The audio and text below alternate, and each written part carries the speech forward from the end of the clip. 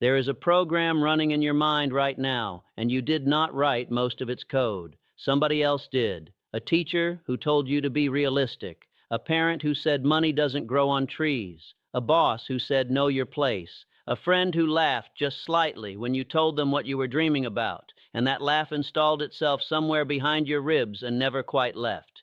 And that program has been quietly deciding what you attempt, what you avoid, and what you believe you deserve for years without your permission. It decides which opportunities you notice and which ones slide right past you because some part of you has already ruled them out.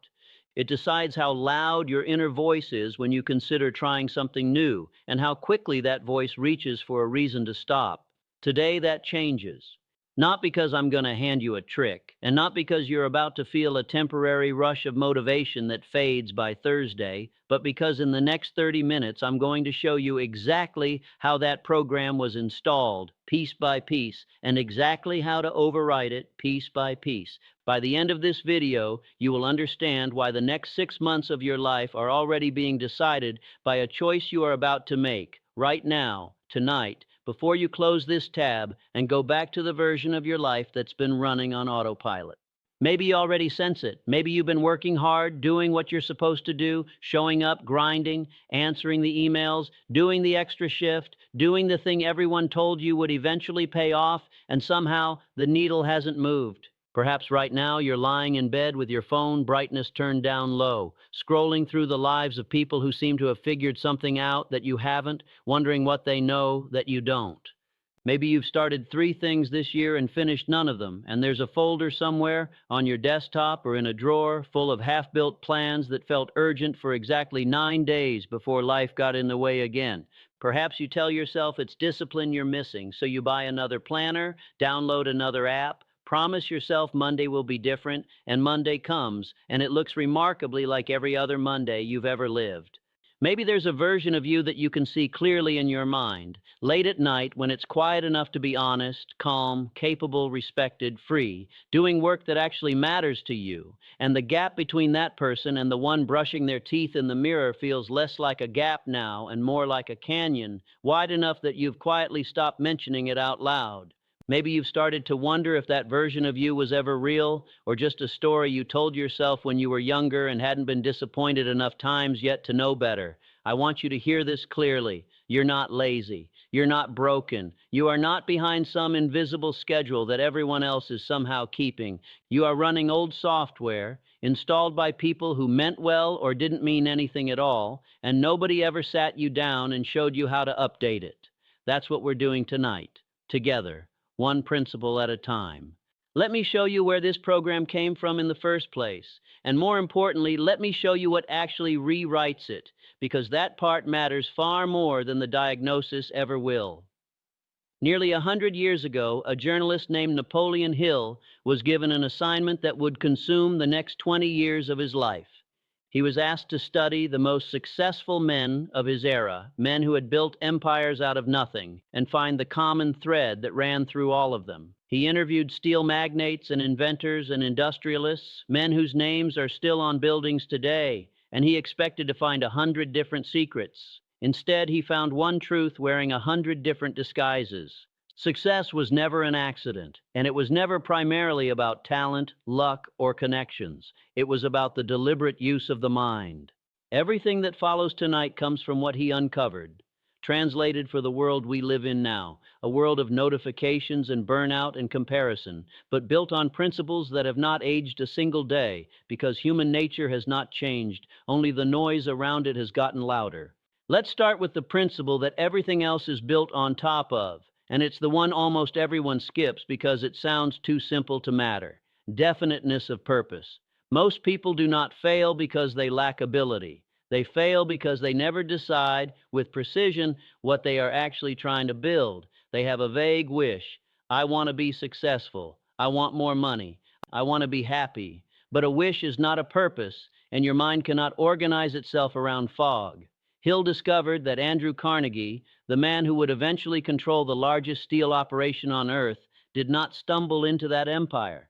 As a young immigrant working in a telegraph office, Carnegie became fascinated by the steel industry at a time when most of the country was still thinking in terms of iron. He didn't just want to do well, he formed an exact burning picture of an integrated steel operation from raw ore to finished rail under one roof. And he held that picture in his mind with such clarity that every decision he made afterward, who he hired, what he read, which opportunities he chased, bent toward that single outcome. That's the difference between a dream and a purpose. A dream floats. A purpose has a shape, a deadline, and a price you're willing to pay. Here's the myth almost everyone believes. Most people think successful people simply worked harder than everyone else, put in more hours, sacrificed more sleep, grounded out longer than the competition. But Hill's research told a different story, one that's honestly a little uncomfortable once you sit with it. It wasn't the hours that separated them, it was the target.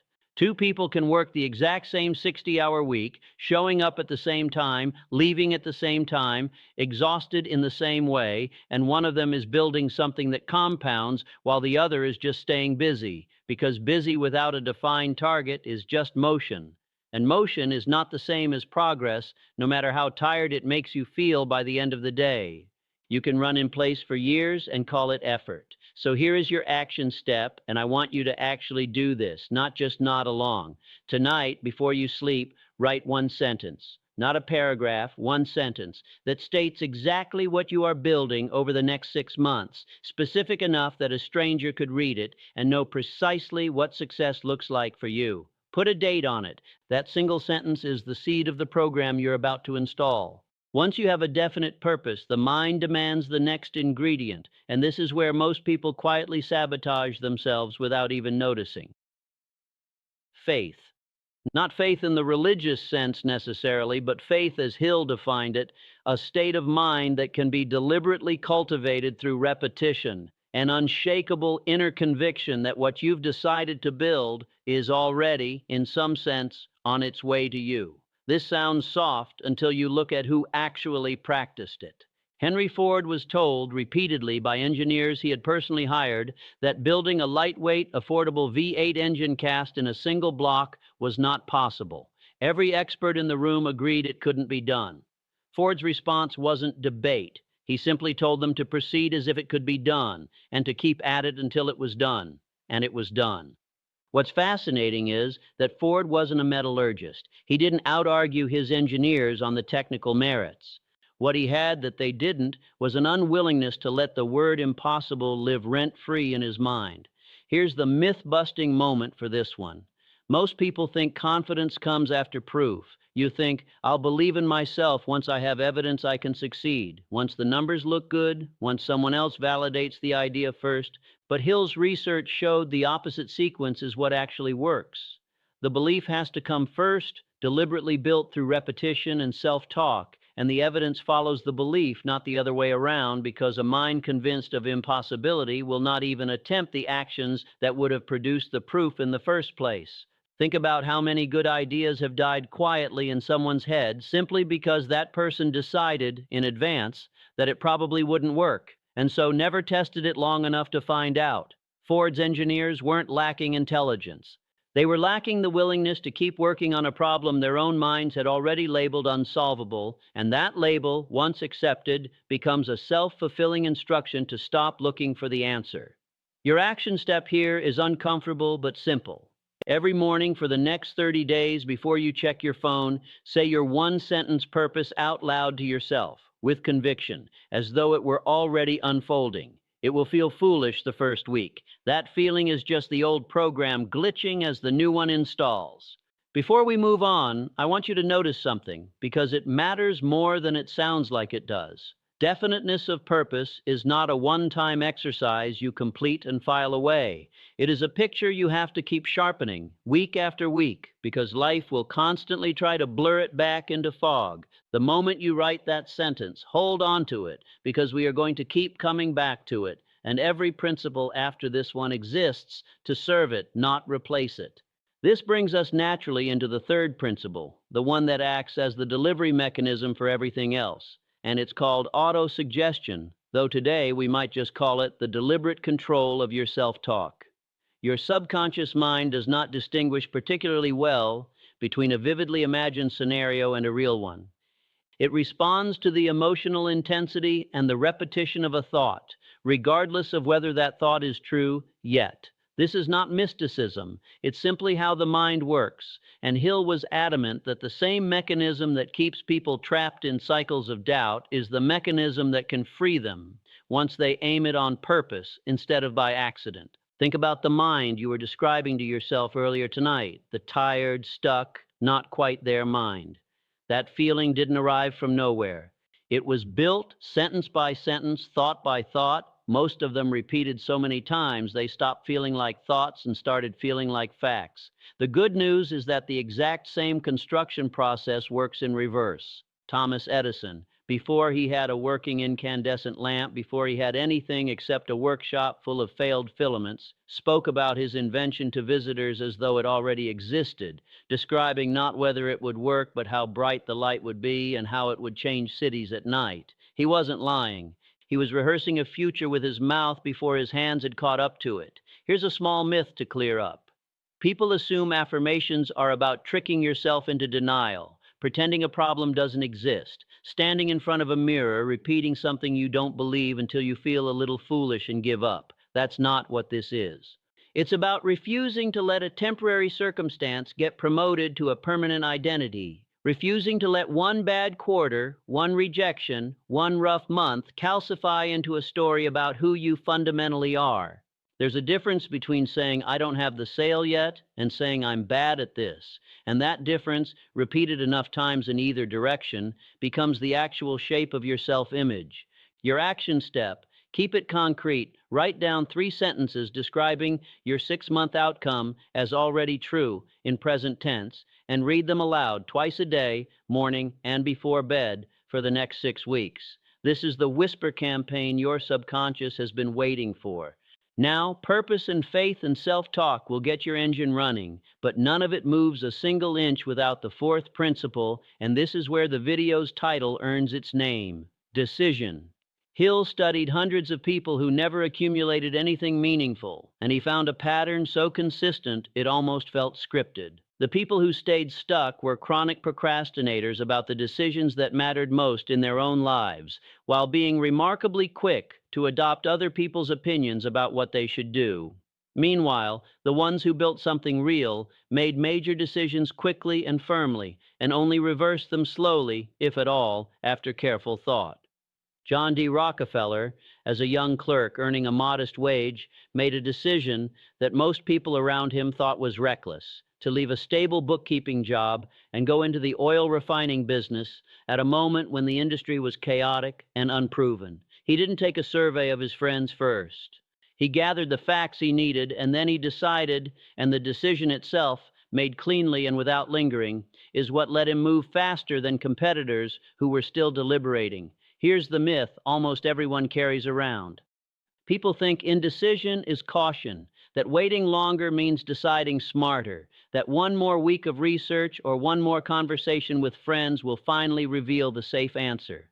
But Hill's research showed something uncomfortable, that indecision is usually just fear wearing the costume of prudence, dressed up to look responsible when really it's just delay with better manners. And the longer you wait past the point where you actually have enough information to decide, the weaker your resolve becomes, not stronger, because every extra day of deliberation is another day for doubt to find new material to work with. Every day you delay the decision that matters. You are training your own mind that your word to yourself is negotiable, and a mind that has learned its own word is negotiable will struggle to trust itself when it matters most. Your action step: identify the one decision you have been sitting on the longest, the one you already know the answer to but haven't said out loud. Make it tonight. Not because rushing is virtuous, but because you already have enough facts, and what's missing isn't information, it's you choosing. There is one more principle I want to give you before we go deeper, because without it, everything we've covered so far collapses the first time it meets resistance, and resistance is coming, it always does. Persistence. This is the principle Hill said was most often confused with stubbornness, and it isn't stubbornness at all. Persistence is the ability to keep the definite purpose in front of you even after the initial burst of faith has faded and the work has become simply work. Thomas Edison, again, because his story on this point is almost unbelievable if you haven't heard the specifics, pursued a functional storage battery through more than 10,000 failed experimental combinations. When a visitor sympathized with him over the failures, Edison reportedly corrected the framing entirely, saying he hadn't failed, he had simply found several thousand approaches that didn't work, and each one narrowed the field for the approach that would.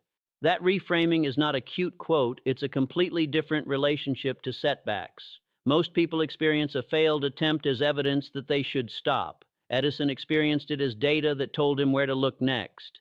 Here's the myth-busting piece. People assume persistent people simply have more willpower than everyone else, some inner reservoir the rest of us weren't issued at birth, and so they excuse their own quitting by telling themselves they just weren't built that way. Hill's research suggested the opposite.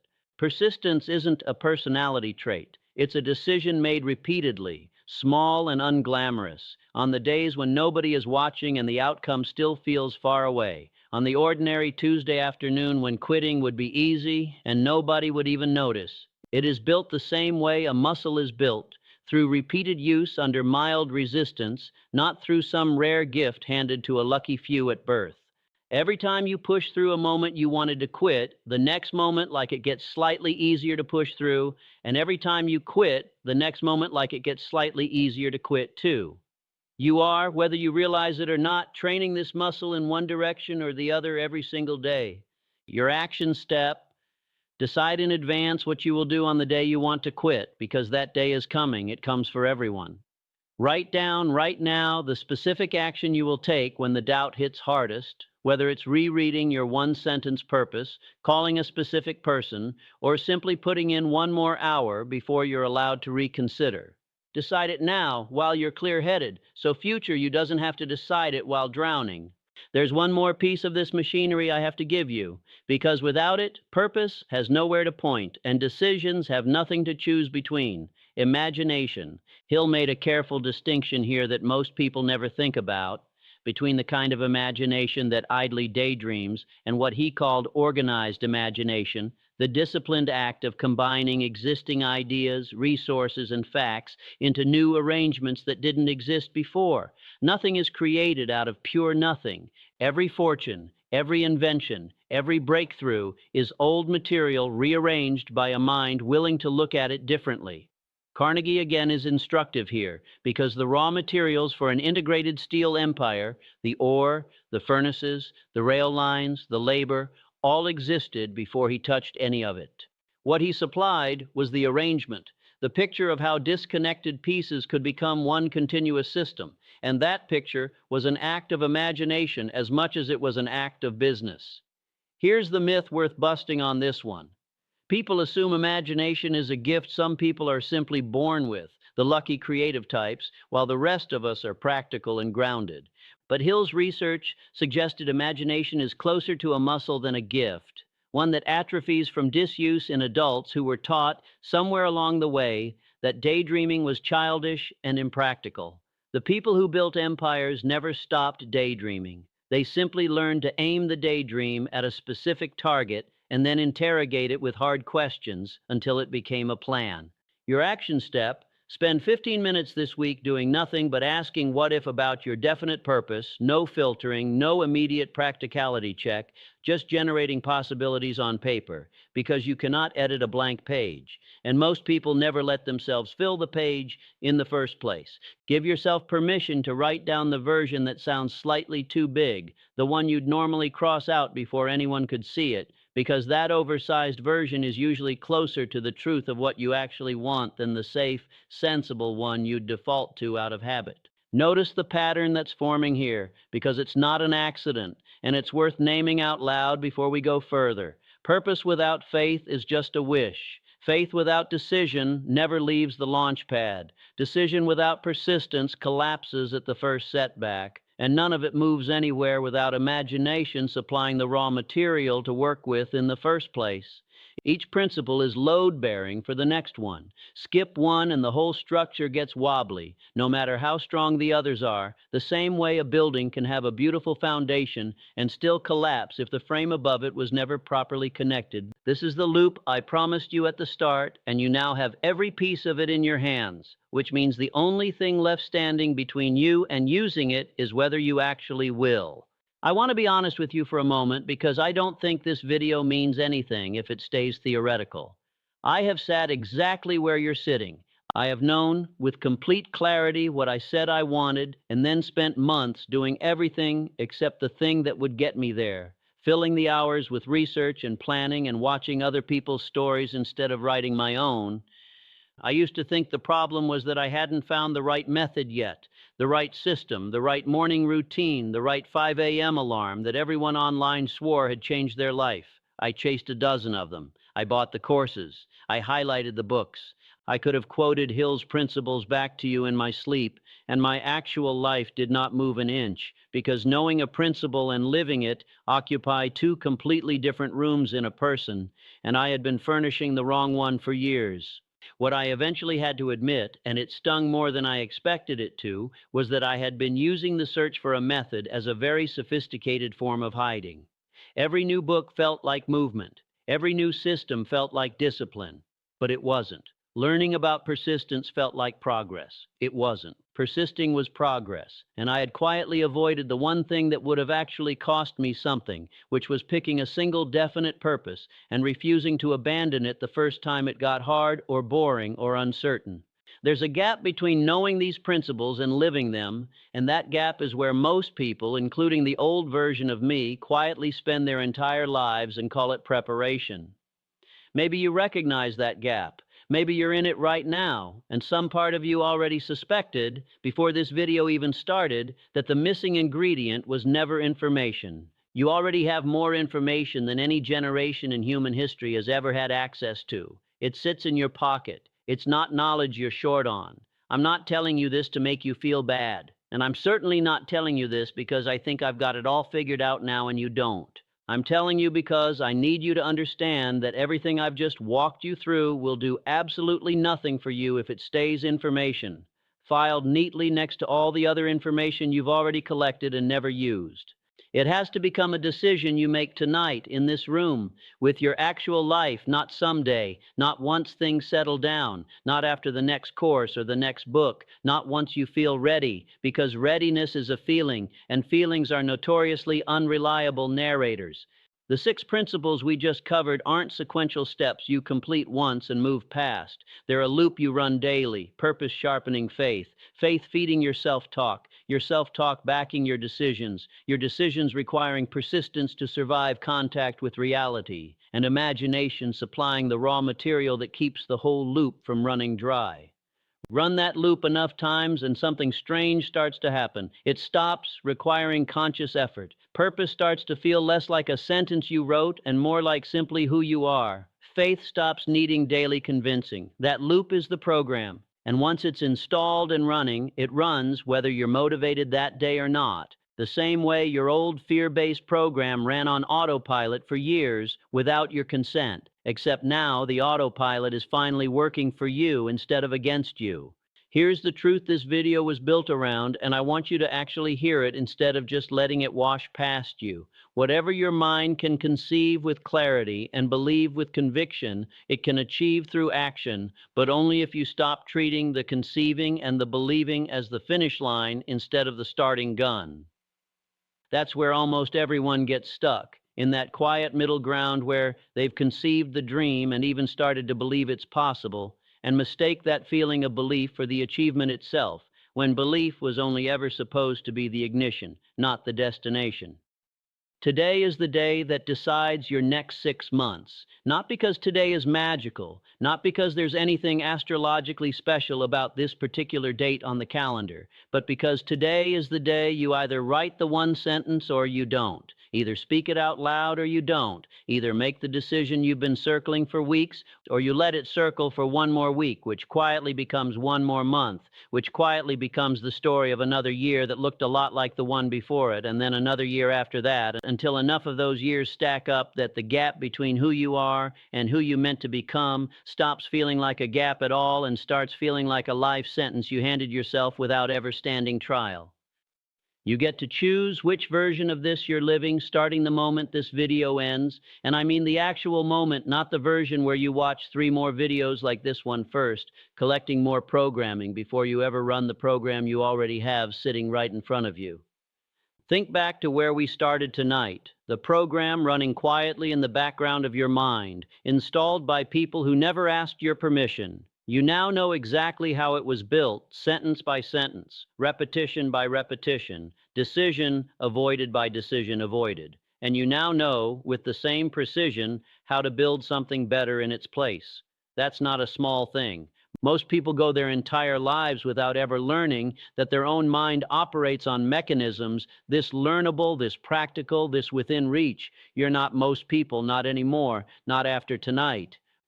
Here's your challenge for the next 24 hours, and it's small on purpose, because small and done beats large and imagined every single time, and grand plans that never leave the notebook have buried more good intentions than any failure ever has. Write the one sentence that defines what you're building over the next 6 months. Specific, dated, unmistakable. Say it out loud with conviction at least once before you sleep tonight, even if it feels strange coming out of your mouth, especially if it feels strange, because that strangeness is simply the sound of an old program losing its grip.